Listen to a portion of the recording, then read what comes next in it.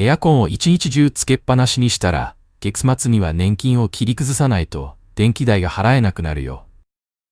これはこれまでに多くの高齢者の方々から耳にしてきた言葉です。しかし、信じられますか？ほんの少し生活習慣を見直すだけで、エアコンをチュルやつけっぱなしにしても、電気代が上がらないどころか、むしろ目に見えて安くなるのです。私は佐々木正宏、66歳、さいたま市在住で、東日本各地で30年以上にわ